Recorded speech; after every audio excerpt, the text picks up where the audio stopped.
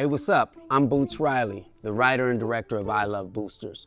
We wanted to talk to you about how I got these ideas out of my head and into the movie. First, it started with me figuring out what the hell I was saying. So I needed to write a script, chicken scratch notes and notebooks, and I needed to make stick figure storyboards and then get reference pictures just so that I could then put it together and come to people and say, let's work together and create something. Now, what I wanted to create was something that made me feel like I felt when I was a kid, when I used to go to theaters where there were hilarious movies playing and the crowd was rowdy and rambunctious and just happy, enjoying life. And I wanted to make a movie like that made people want to be in one of those kind of theaters. So I came to people and said, we need to make a movie that doesn't play on the little screen, it plays on the big screen. So first, I went to my production designer, Christopher Glass. So Chris, what did you think the first time I came to you with this stuff?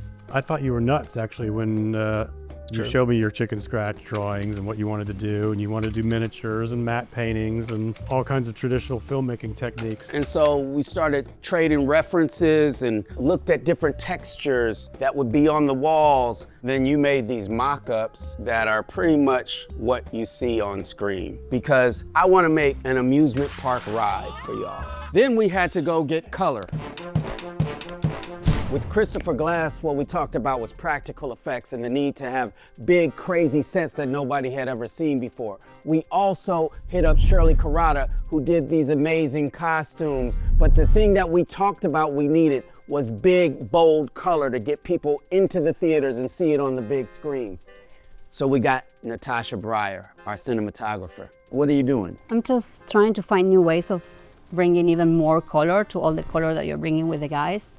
So I'm flaring the lens, contaminating the black, so we never have black. The black always has a little bit of color, trying to create more texture, contaminating sometimes with light, with putting things in the filter, different materials, that create some kind of depth, atmosphere. You think I'm crazy? I know you're crazy, and that's why we got you on board. I always thought, since the first time we talked, that we had to shoot anamorphic. We need to talk about what anamorphic lenses are. So imagine that this is the real world. It would go on forever. There's a lot in it. When you use a normal spherical lens, it's cropped off there. But when you want to put it on a theater screen, often you're cropping something. You're cropping a lot. So you've got less information, and really that less information is going on this big screen. Let me tell you why I like anamorphic lenses is because you take this real world and you take this anamorphic lens and you squeeze everything that's around.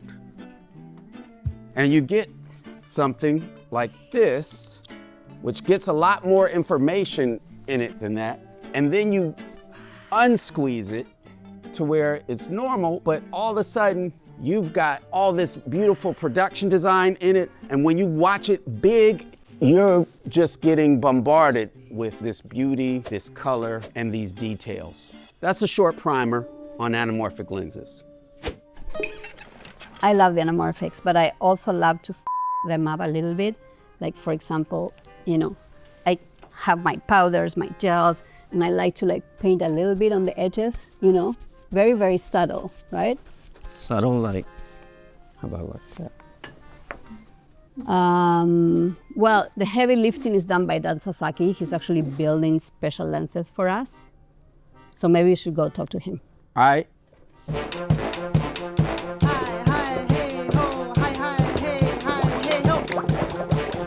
Hey, what's up, Dan? Hey.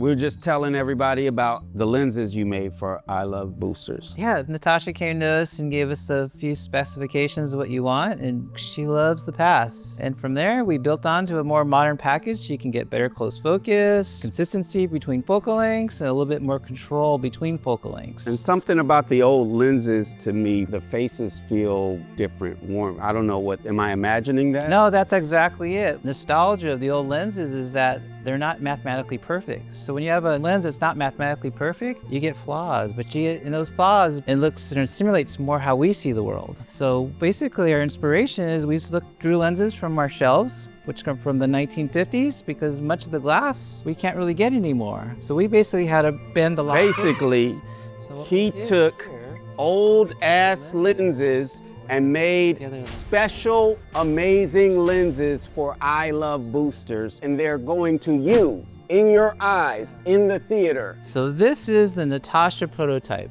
And this takes all the things that Natasha wanted. This has basically a medley of everything, but the main thing is spherical aberration, which is the main draw, because you don't want your guys to look like they were cut out and stuck to the screen. We want to have this nice blend to them. Spherical aberration is one of the aberrations that changes with stop. So the more I stop down the lens, the sharper it gets. Can you show us something? Of course.